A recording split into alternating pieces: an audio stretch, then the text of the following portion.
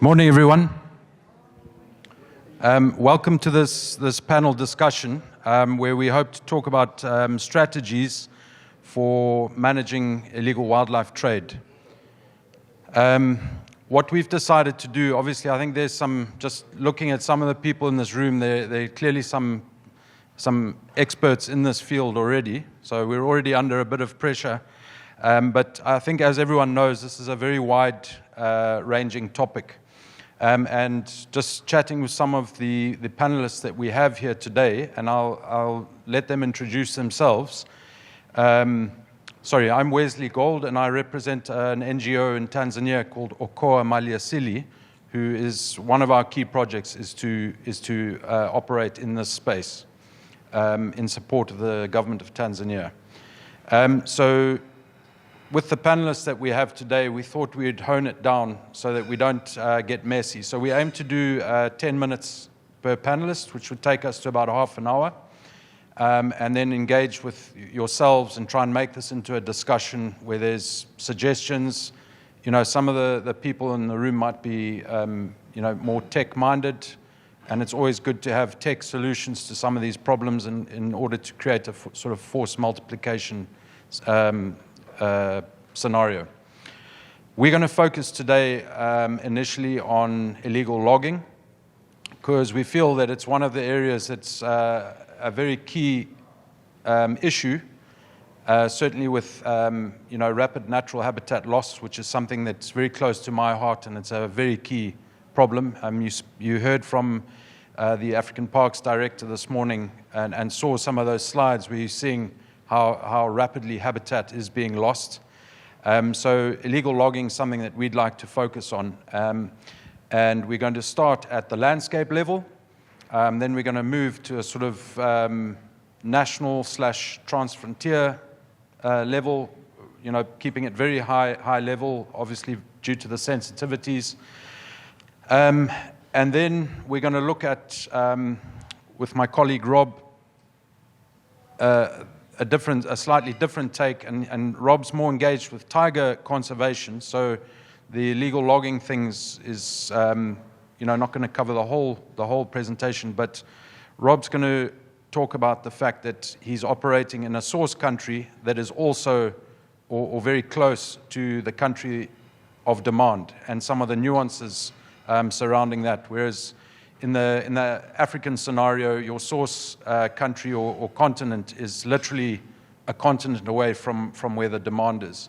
So without further ado, I'm going to hand over to our first panelist, Ken Maggs. Let him introduce himself and then talk a bit about his observations. Thanks, Ken. Thanks, Wesley. Morning, everybody. My name is Ken Maggs. I basically work for Peace Parks. I look after the counter-poaching operations in the different landscapes that we operate in. I'm recently retired from Sand Parks, South African National Parks, Kruger National Park, where I spent 34 years. So today, having moved out of Kruger National Park, where we were sort of really involved in the rhino campaign and everything to do with rhino, I find myself operating in an area in some of the countries we're operating in where illegal logging is taking place. It's something completely new to me. I have very little experience in it. And so, having discussed it with Wesley, is that if we could perhaps focus on that, so me personally, I can learn a lot more, and obviously Peace Parks, in how we can tackle this going forward. At the landscape level or at the park level, we're experiencing a lot of illegal logging. It's taking place in areas, very remote areas, where we have very little communication structures, no GSM, no radio structures, so we're operating in really remote areas. And, so a lot of the syndicated illegal logging that's taking place are moving into these areas and undetected. And, when we next open our eyes, vast areas have been cleaned out of logs. So, and obviously there's in that whole sort of value chain, there's so many different areas that we need to be looking at the sort of level of the park, where we have, it's very unlike rhino poaching, where you have 2 or 3 rhino poachers coming in day or night, pretty quiet, very well disciplined, and they go in, and the objective there is to shoot a rhino and get out as quick as possible. Whereas with the illegal logging, it's kind of, particularly in some of the countries, it's really noisy, high sort of profile, big machinery, chainsaws, and so on. And in some of the other areas, very quiet, clandestine, going in, using hand saws, no electric machinery, and the logs, huge logs, are cut into planks using hand saws and then carried out on foot. Very difficult areas. They're operating in forests, in thick woodlands, and so very difficult to detect. And then once the logs leave the area and they get transported to holding areas, it becomes extremely difficult. The sort of areas between legal permitting and illegal false permits is extremely blurred, very difficult.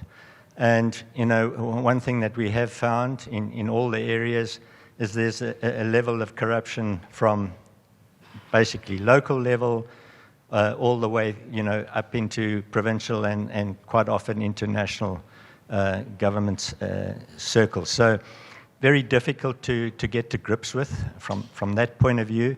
And so, yeah, it's for us, it is serious. So, we kind of trying to look at park level. Okay, so mapping out, target species would probably be the first start. Know where the trees are, so that we can get into these areas. We can carry out surveillance on these. So mapping of the trees, the target species, particularly. Another area would be to try and see if we can't, once the logs have left the park, are we able to then link them back to a protected area? Because once they leave the park, unless you can prove it comes from a protected area, it's going to be almost impossible. And the chances of you getting any prosecution is virtually null. So, and from there, we do know that, in a place like Mozambique, you cannot transport logs out. It has to be cut into planks. So often these logs are basically stored. They're cut into planks, and every step of the process, it's becoming more and more difficult to get to grips with it, and to home in on trying to get some kind of prosecution, arrest. Often we find that when we do make arrest, and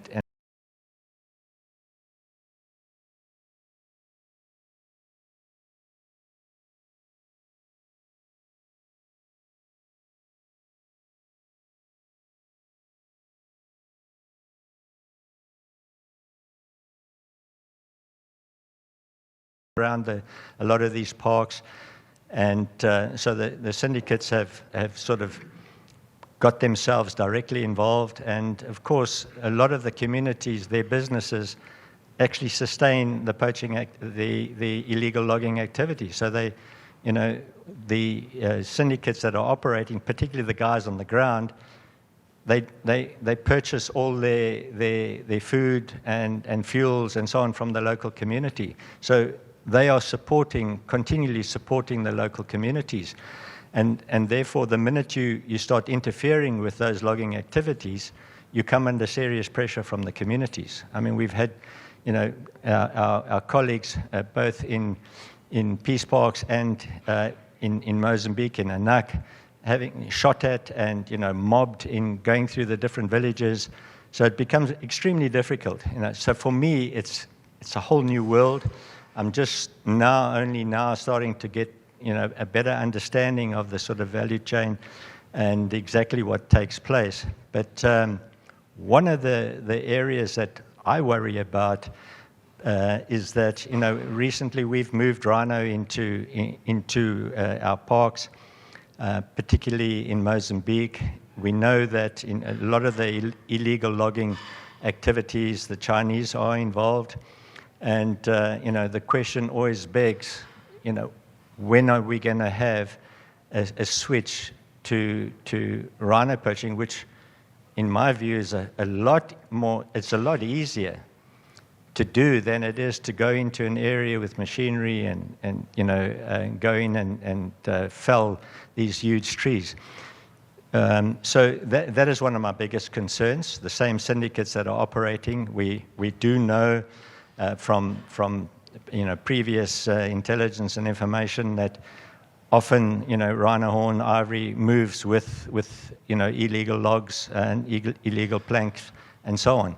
So for me today is just to try and get a lot better understanding from the audience here that perhaps has a lot more experience.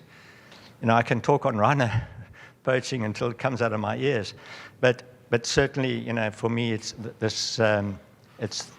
something new, and I'm really looking forward to hearing, where we can sort of improve our operations at the park level. And Wesley, I think that's more or less what I got. Thank you very much, Ken. So I think some potential discussion topics from people who know in the crowd there will be early detection systems of felling of trees, bearing in mind that some places aren't using loud chainsaws, and perhaps talk about some of the incentivizations for some of these community issues to want to keep trees there instead of cut them down, and perhaps going to give the NGO I'm part of a bit of a plug, because it's the area that we're wanting to engage in, aligned with the Tanzanian National Anti-Poaching Strategy, which is landscape-based illegal wildlife trade teams in Tanzania, known as tasking coordination groups, multi-agency in nature, where there's the ability to generate a good intelligence picture, investigate these crimes at the landscape level, as well as prosecute them, and perhaps also feed up that particular landscape information up to a national system, whereby at a national level people can assess what's going on around the country. So we're very excited to get to become part of that picture in the Tanzanian context, and that's maybe a solution or one solution. But these are discussion topics for slightly later on. The next speaker is Mr. Robert Mande, and he's going to talk more further up the chain about some of the challenges at that area, and obviously introduce himself. Thank you. Thank you so much, Wesley, for the compliment. My name's Robert Clemens Mande. I come from Tanzania. So I work as an expert on law enforcement. Actually, when I was told that we are talking about the issue of how to counter illegal wildlife trade and logging, as my friend has said, the important thing which come to me is that illegal wildlife trade is an illicit network. So obviously, if we want to counter, we need to have licit network, legal network, nationally and internationally. So globally, we need to work together to try to counter that illicit network. So licit network to counter illicit network. I think we should start there. But in order to use the technology, because here we're trying to look into the context of technology, how technology can help us. I think we need to think about 4 things, which are pillars. Number 1 is quality of data, which we are collecting to help us in following this network. But second is about security of data. But third is about compliance. And then 4th is about privacy.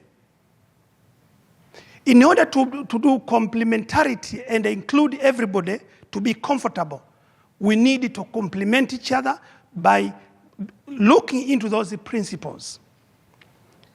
Because we are dealing with the intelligence. If we want to follow the information about logging, loggers are in Zambia, loggers are in Malawi, are in Tanzania, they are cooperating. How do you trace those information?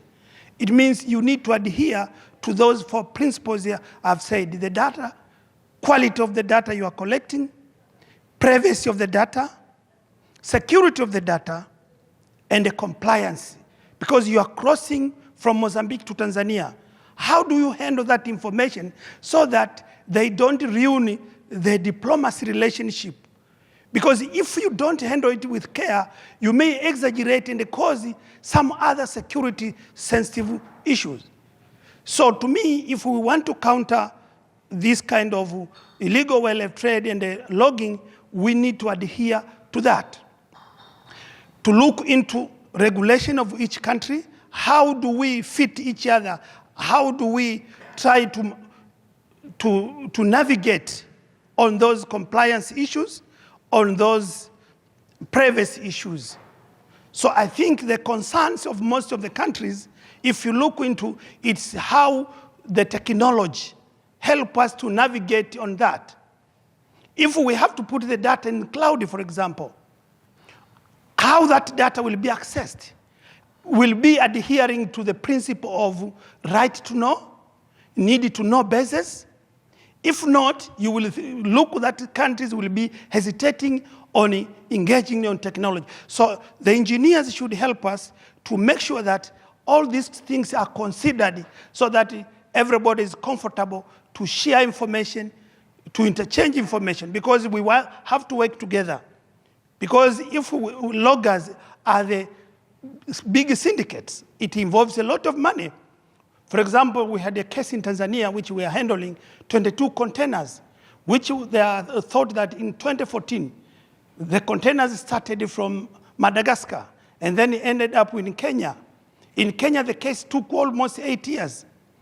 But last year, the containers were now going through Tanzania to AU, to Arab countries, and to China, to Hong Kong.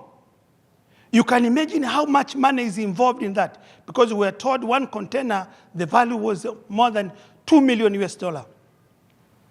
So it means sharing that information. Is Kenya comfortable to share the information with Tanzania? Tanzania is in Madagascar.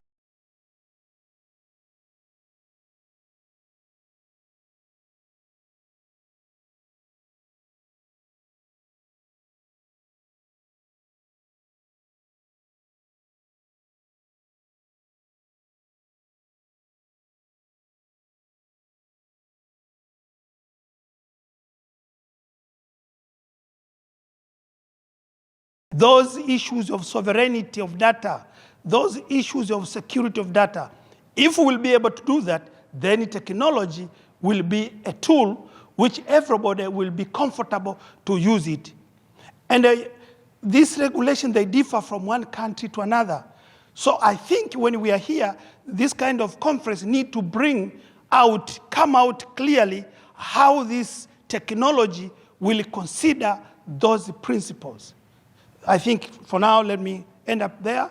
It is important to counter. We must adhere to the principles of right to know and the need to know. Thank you. Thank you very much, Robert. And there's a lot of food for thought there, and I think some really good technology implications that hopefully we will hear from. The next and last speaker, Rob Pickles, is going to talk more about that element of having a source country so close to the end user. Thanks, Rob. Thanks, Wes.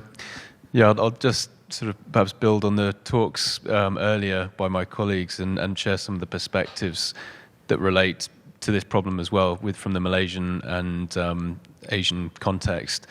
So as Wes says, I mainly focused on tigers in the region. So I've been working there for the last 9 years, and what we see is some of these recurrent themes which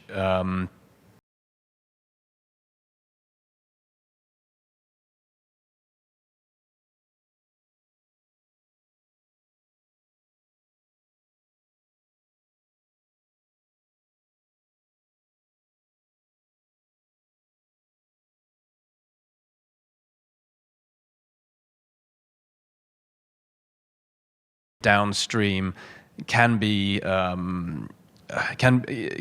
have sort of reduced gains in terms of interception of the product, then feeding back to reduction in poaching attempts, which is what we're trying to concentrate on, that prevention of poaching, the prevention of the killing in the first place. So most of our work's focused on understanding the nature of the poachers at the site, but we have explored some of these market flows that emanate from these key populations.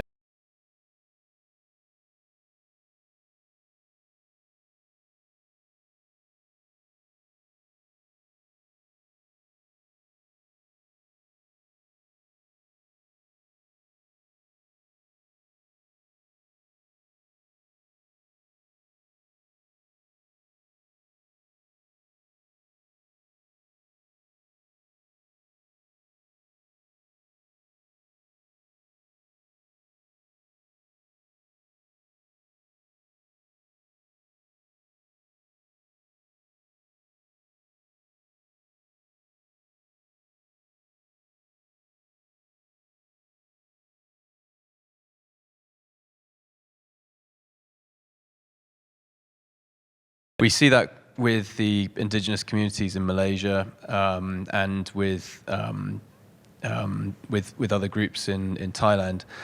And in some cases, I think the thing there that we've been aware of is that the solicitations are not necessarily huge financial packages for the communities, and it's not always also not equally distributed across the community. So the example that Ken shared there seemed to be very much more that the whole community economy benefits from that illegal enterprise, which is quite a tricky one to address. But it does also highlight the importance of applying some of those prevention measures to sort of understand what those direct benefits are from the illicit economy and how they can be supplanted by those other alternatives which benefit the community in a different way. Another thing that we've seen is that, again, that recurrent issue of rapidly enhancing connectivity, and part of that was driven by this China's Belt and Road Initiative. So particularly in Bangladesh, we've seen that this sort of over more than tripling of connectivity of the ports to different other international ports, development of the deep water ports in Chittagong through Chinese investment has sort of enabled the rapid movement of products. Air flight's also increasing tremendously. In Malaysia, we've seen the Vietnamese fishing fleet being co-opted as vessels for transporting tiger products from Malaysia to Vietnam. And I think one thing, particularly when looking at Malaysia as a country which has this particularly prominent geographical strategic location, that it sits close to those two major demand centers of China and Vietnam, and it is at this pinch point where this vast volume of shipping comes through the Straits of Malacca and either into Port Klang or via Singapore before then going round the corner up into Vietnam and China. And so there the volume of traffic moving through that region is tremendous, and certainly in terms of the capacity to screen and intercept illicit product moving is extremely low. And that other characteristic that was brought up about the prevalence of corruption is one which really restricts even when you have well-developed screening processes in place, can undermine some of that in that intermediate stage. So finding those, what are the ways to obviously corruption is a very difficult issue to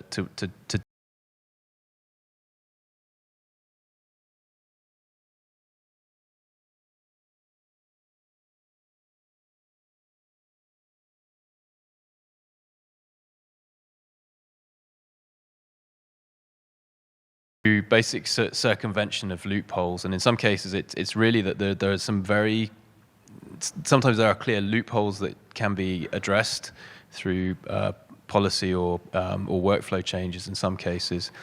But I think the other one in terms of the convergence of different product types.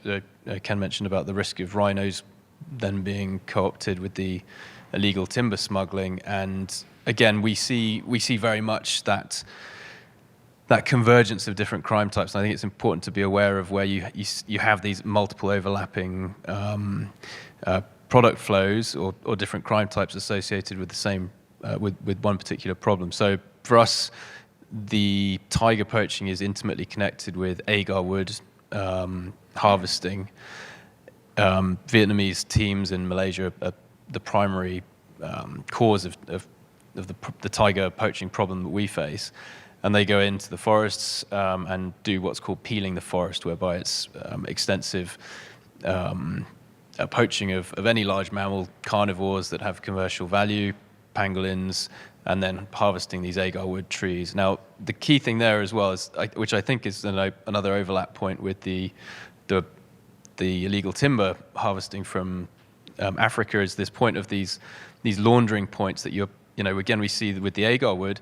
It really gets funneled through licensed traders in Kuala Lumpur because of that inability to distinguish the plantation grown agar wood versus the illegally wild harvested one. And one of the thoughts, just I was wondering about when you were mentioning about this tracing of these large important timber trees from where they were growing and following them through the pipeline to know when you make an interception, to confirm if that tree has come from a protected area. I'd be interested to know from the audience if anyone has any experience with, for instance, DNA testing. Like, can you get high resolution population sort of genotyping of some tree species down to a specific locality? So you could say with high certainty that if DNA can be extracted from a tree that's intercepted, if that's come from that protected area, because that one seems to be the most the hardest one to spoof or to circumvent. Otherwise, what tech can be used to enhance chain of custody to distinguish that legal harvesting from the illegal in that case. And then just coming to Robert's point about the licit network to counter the illicit network, that kind of rings bells from our perspective as well, because again, what we've been seeing we're trying to counter this problem of the Vietnamese poaching of tigers in Malaysia.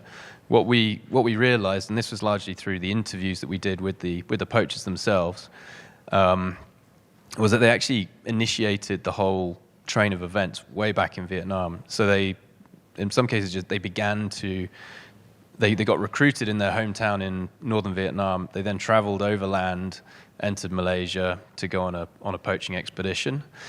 And what we've found is that although our team in the site has got better and better at catching these guys faster and sort of reducing the harm to tigers from the snares, it's not stopping them coming in. There's no feedback of deterrence to them in their communities there.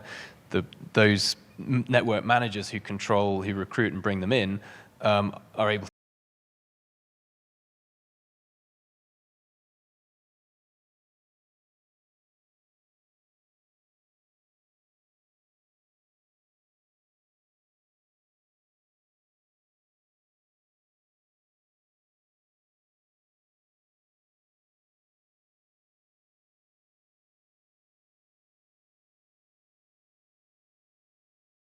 part two, but just at least have that shared understanding of the nature of the problem and how it starts right the way through to where the harm happens, and then using that group, that team, to then identify what the different interventions can look like at the different stages.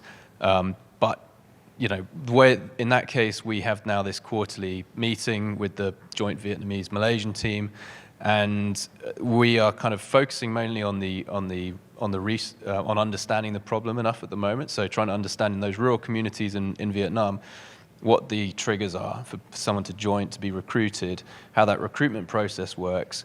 And so if we were doing community intervention work, like we're for sure we're trying to build resilience around the communities in Malaysia, but also we need to think about those communities in Vietnam where the poachers are coming from. So that's just the last point I'll end on there before we begin the discussions. Thanks, Wes. Thanks very much, Rob. So just before I hand it over to everyone, I think some high-level thoughts from me. Early detection, tracking ability, how do we track these illicit products moving? I think there's a lot here about community, the importance of community engagement and incentivization in these operations. I think that's really come out to me. And then in terms of information sharing, safe information sharing, where you're protecting the integrity of that data and also making sure that there's no diplomatic issues when this information is being changed. I think those are a few thoughts from myself. But I'm going to hand it over to everyone now, and please feel free. I've been dying to ask this question. John Cox, WCS. So Ken, I just want to pick up on something you said at the start, but I feel like all of you probably would have something to say this because each of you were talking about like crossover with the strategic issues. But the point you mentioned at the start about, you said the Chinese were doing illegal logging. Now, I think that's something that, that's certainly, well, it's certainly a problem that we face in several of our PAs in Central Africa. I'd conject that if you've got a Chinese company there that's doing something like that, or doing mining as well, which is another one, then almost certainly if it's inside a protected area, there's been some form of government concession given to that company, so there's government collusion. So you've got governmental level conflict there potentially, which can be quite dangerous for us, institutionally and on an individual level. How would you suggest that we'd approach that? Yeah, I'm really not sure at the moment how we deal with that, particularly in. If I want to do it, oh, sorry.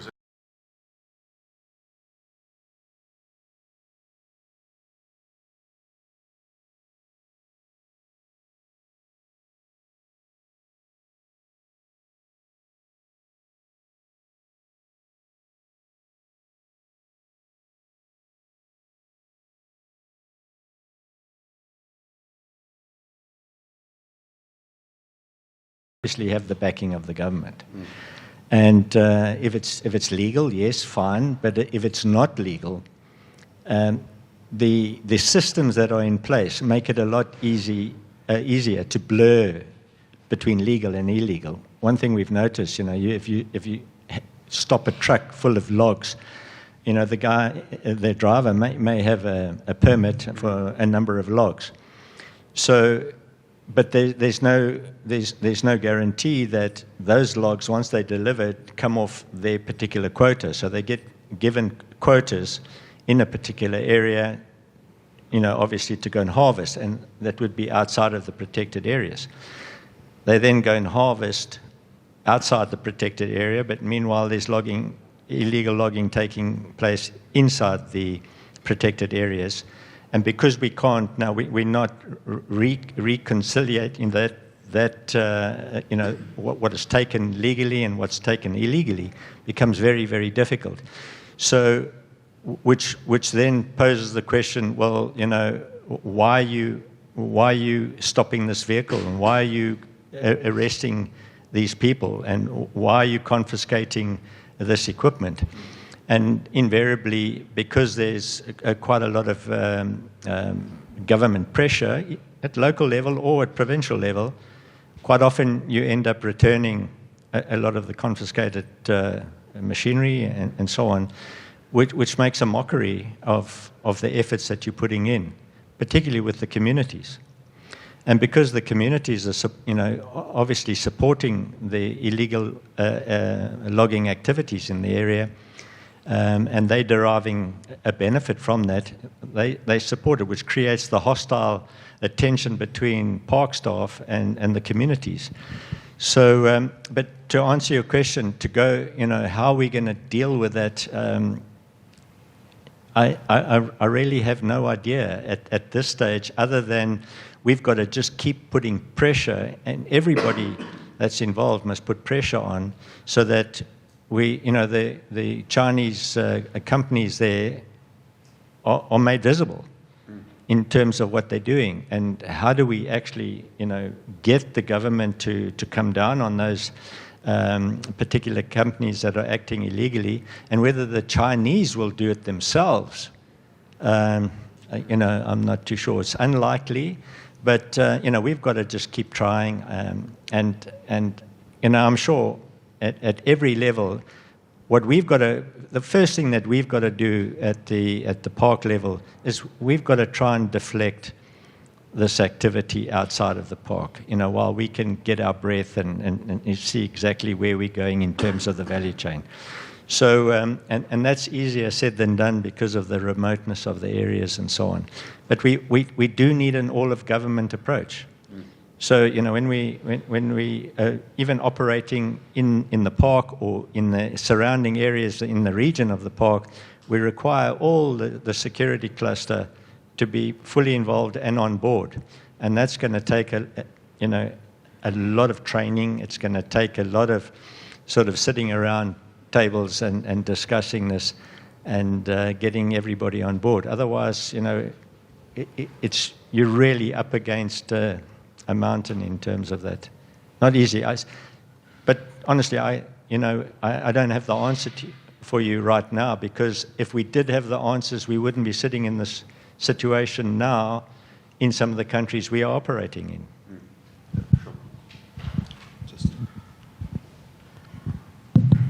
Sure, I think you have said it all, because what is important, first of all, as we said, as a country, you need to have a holistic approach. That's why I said you need to have inclusive sort of policy where everybody is on board. You have a forest department, you have wildlife department, you have a DPP office, you have police, you have intelligence security. So when everybody is there, now we'll know who actually was involved in this particular transaction. And then we have anti-corruption. So everybody is there, we have done that. So the good example is in Tanzania, we were facing those kind of problems 2009, 2012, but we said, okay, now let's bring everybody in a room, so that if it is a corruption issue, it must be addressed effectively. The prosecution process must go effectively. Investigation must go effectively. So if you bring everybody on the board, it will be now easy. And those guys, they will know that these guys are not messing around. If you deal with it, they will deal with you, because everybody is in a room. So I think the best approach is to include everybody in law enforcement at the national level, and then maybe at the landscape level, because if the country is very big, you divide in a landscape level, see, okay, this is ecosystem, must have the team which have got everybody in place instead of working in silos. So I think it's very important to work in a network, because if it is an issue of corruption, you cannot cut it if you are one institution. Like an example which I gave you, 22 containers. Those guys, they were asking me, how many are you in this particular case you are investigating? Because they told me we have got 22 containers, which one is almost 2 million.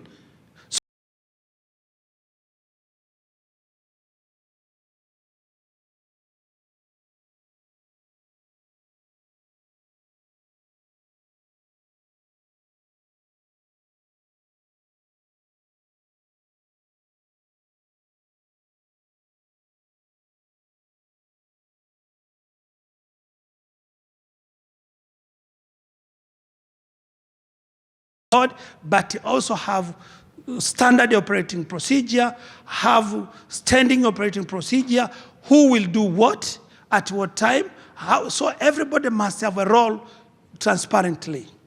That's what I can say.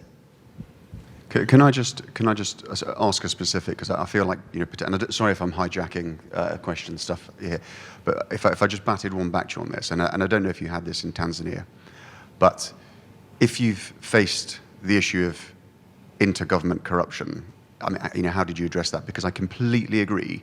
I mean, what we don't want to get drawn into, because the title of this is strategies, right? We don't want to get caught in what we need to do to catch people at the bottom end who are poor people who are doing things out of desperation. We got to stop this upstream.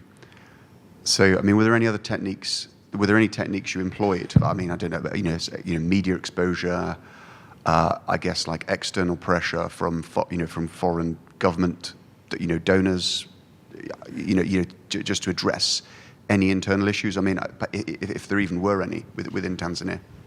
Yeah, as I told you, what is important is, first of all, is to do analysis of the problem, understand the scale, who are involved, and then have this standing operating procedure endorsed by the high level. For example, for the case of Tanzania, our standing operating procedure was endorsed by the Chief of Defense Forces as a chair of all security forces in the country. And then it was endorsed by the Permanent Secretary. So it means this document now can be applied in the field, and they will be respected by everybody. And because who are doing this corruption are the individuals, not the institutions. The fact that this has been endorsed by high-level security personnel in the country, I'm sure everybody will respect that one, because we have the committee which is led by the Chief of Defense Forces. All the chief of, director of prosecution in the country, he is a member. Chief Justice, and everybody, the IGP, Inspector General of Police, is a member. So it means that one will be respected by everybody who is involved. For example, we had the cases where some of the scrupulous guys who are soldiers were involved in those transactions. It is easy to deal with them because the Chief Defense Forces is a signatory in that. So you must make sure that you win the head of the security in the country so that it is easy to implement a multi-agency approach. So multi-agency approach must bring everybody, but it must be supported by high level. Because for us, it went to the level of the president. President was supporting the multi-agency. At one time, the late Magufuli came in one of the operations we were doing. Our president came and said, what you are doing, the job you are doing, I understand it, I support you, go to anybody. So imagine if the head of state saying that, go to all the criminals. That is how you can have the political will, because political will is key. After you have the procedure, but you must have political will support so that you can deal with those politicians who are not ethical. I agree with you, but one of the things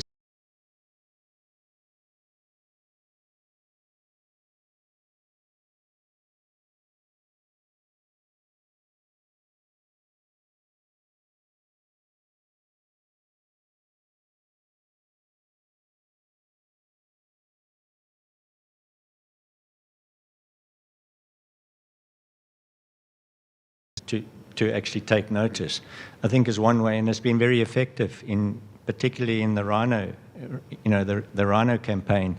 It's been quite successful, and I think that's one way of doing it. And so what we've seen, and exactly, what Rob is talking about now is that with the rhino that we've put into Zinov, we made no secret of it. I mean, it was widely advertised. We've taken rhino, black and white rhino there, we've got 40-odd rhino there now, and we've lost a couple through natural causes and so on. But we've had absolutely no attempts on those rhino for over a year now. But we've had the president of the country visit the reserve twice when we've been releasing these animals. And he's kind of made it known that these are Mozambican assets now, that they must be looked after. And, that says a lot. So if you do have that political will and influence, it can bring a lot to bear. I think so.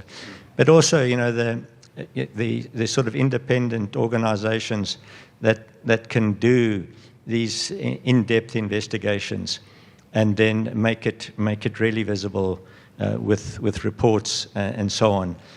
Not blaming and shaming, but I mean, you make it visible.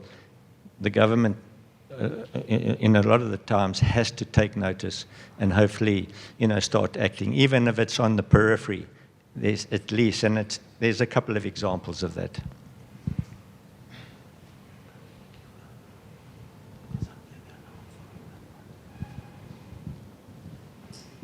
Thank you very much. And I thought I would add that the model that Robert's talking about is now sort of being followed by in Uganda.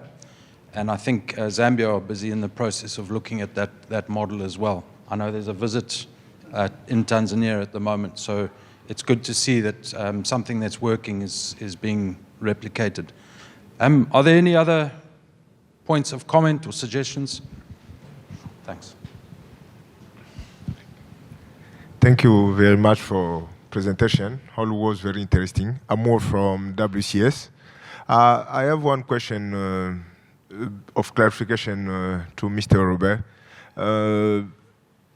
The main thing that you say is the sharing information. And so I need to know how in a Tanzanian context it works, because sharing information in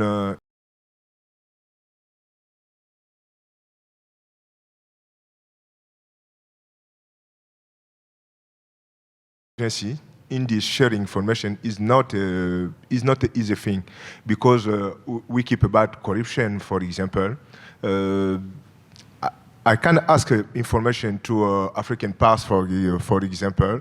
I can go read. African Pass can ask, he can go read, but to share information with government agency, police, for example, it's not so easy. But police, for example, is a part of a main actor of this countering illegal wildlife trade.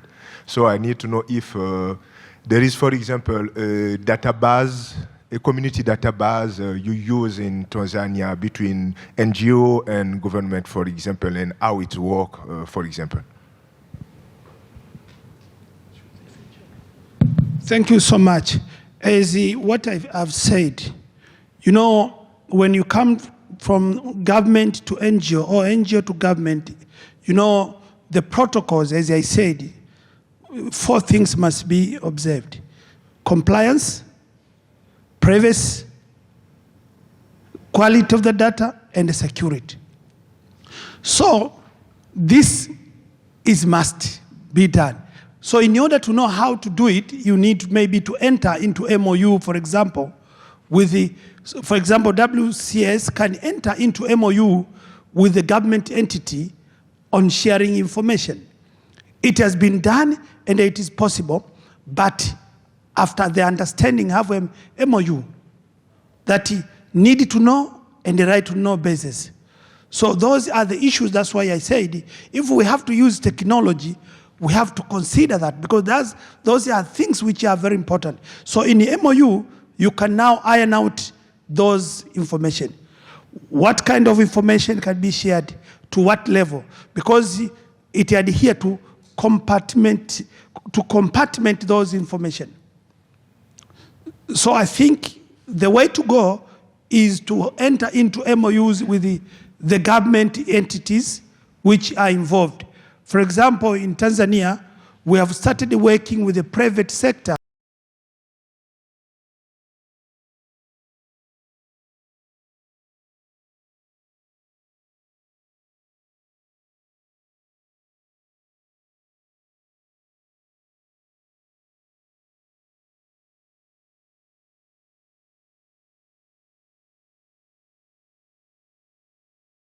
Those are the pillars. Those are the pillars anchored in the principle of need and the right to know. Yeah, I think that's the way forward for have MOU with the government entities, how to share information, those information, how are they going to be used? So it is about governance of the data governance. Thank you. Sorry, yeah, he's going to use his voice.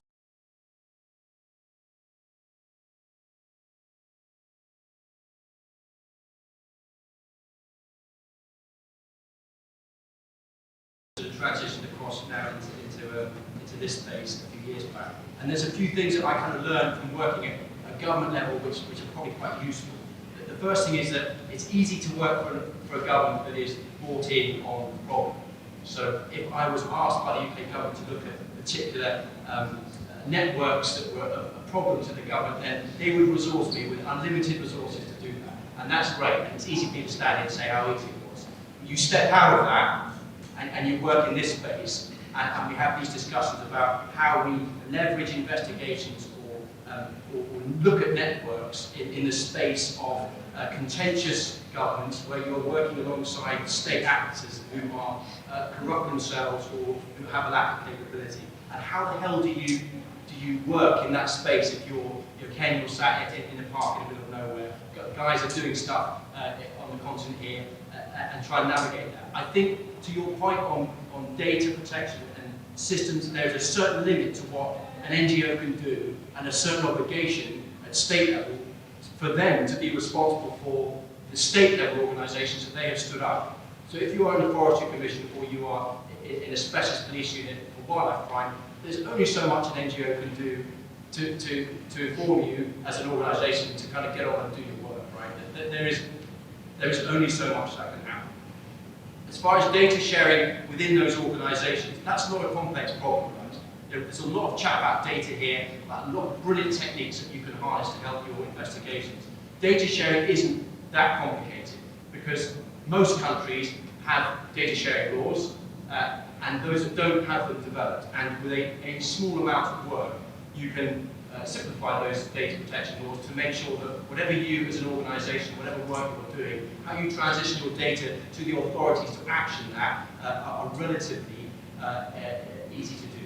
GDPR laws, all that kind of stuff. It shouldn't put you off, because I think that is a big problem, isn't it? Is that everyone's terrified of, okay, but if I release this data, where's it going to go, what's it going to look like? How it's managed, as long as that MOU is written, as you quite rightly said, then at the point where you hand your data across, guys, it is the obligation of the person receiving it, as long as you've done your due diligence on it, that they look after it properly. I think there's a problem with donors. I think there's always this tension where if you are in the process of being asked to look at stopping people cutting down trees, if you can't demonstrate how many people you have stopped cutting down trees to your donor, then they become concerned, obviously, that their money isn't being spent. Of course, there's subtleties in how you can break down a network. As John just discussed, as Ken you touched on, it's not necessarily about putting people in handcuffs. For some of you that are fortunate enough to work with organisations that can do that for you and you have that relationship with them, that you can pass stuff on before detention or disruption happen, that's great. But I think it's worth noting is that we need to be more subtle about how we look at our investigations. So success may look like you spending, Ken, 2 years mapping that movement, and as you quite rightly said, using that to then push that in front of people, using that to push that into media. In your past life, that is not the definition of success. Your past life, the definition of success was taking down the guys that were taking out the rhinos. And what can help you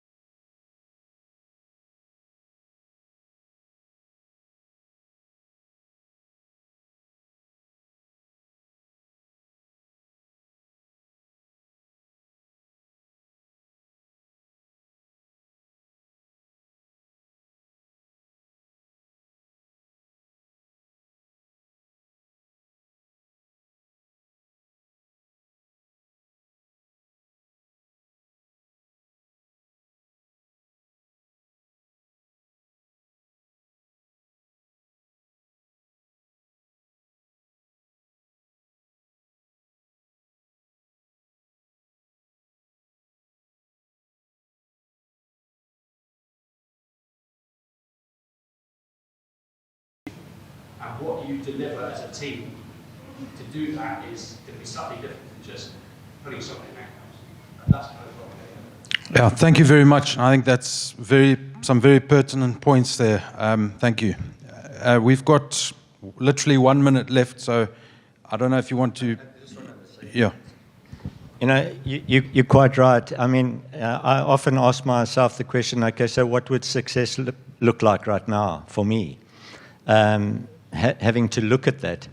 It certainly is, you know, to try and deflect the illegal logging outside of the protected area, first of all. So, you know, surveillance, trying to just disrupt the whole time, while you're still working on the communities, you know, trying to get the community support and trying to convince the communities, building up the relationships, but at the same time, understanding the syndicated effort here and how it works. And then, of course, plugging away at government, at all the different structures on a continual basis to try and get a kind of an all of government. So if you can get all of that working together, you know, then I think we have a chance. But you're quite right. I will have retired, you know, many years for the second time before we even see, you know, the end results of that, I believe. No, I just, 100% agree with you. I think you made a really valid point there about not forgetting the analytic horsepower and the back end. And Robert, you also mentioned that point about, firstly, really analyzing the problem in depth, because when you don't have that clarity about the nature of the problem and where those particular vulnerabilities lie within it, then you can't implement the appropriate interventions. And as you say, the analysis doesn't have to rely on investigations to target specific individuals to lead to handcuffs. But it does have to be focused. And I think also touching on the point that you were making about the role that NGOs can play and some of this fragility and the safety issues surrounding the nature of the work and the data collection. One point that we have found more recently to be like another way round to sort of shine light on a problem and draw attention to it is to co-opt some universities and go down the academic route, getting some researchers with ethics clearance to conduct a lot of the interviews work, to start mapping out the routes, to speak to the people involved. And it worked surprisingly well. When we did this in Bangladesh, we spoke to over 100 different people who are involved in either tiger poaching, trading, smuggling, or consuming. Likewise, when we did it with the Vietnamese in Malaysia, either through post-arrest interviews or through speaking to migrant Vietnamese community members in Malaysia or involved in the fishing vessel route, people were willing to talk. And when you in that situation where it was done through the person doing the interview work was protected by the ethics clause and the academic university, the interviewee was also sort of protected. That we weren't asking questions about individuals. We weren't trying to pull down biographical data. It was all just trying to understand the methods, the routes, how the whole process was working, what was incentivizing people to work. That can all be published. That's sort of starting to shine light on the nature of the problem and to help to draw the government attention to it. So that's just one technique that can be used. Again, it might not work everywhere, but it's just we found it quite helpful and safe to do that. Thank you. Just one more closing remark. Thank you so much. I think in concluding, we need to understand that illegal wildlife trade is no longer a conservation problem. It is a national security issue. So sometimes when this information are handled with care, it is for your own security. Because you may tamper with information you have, you don't know how the complex information is, people may retaliate because you have exposed them. So I think for the government, they take it consciously because it's a national security issue. So I still insist that it is important to follow those protocols for our own good, because sometimes we have seen people have been killed because of these syndicates are strong, they can do anything. So it is important to adhere to the protocols because it is a national security issue. Thank you. Thank you very much to our panelists, and thank you very much to you for attending this session. Sorry, we've gone over by about 3 minutes.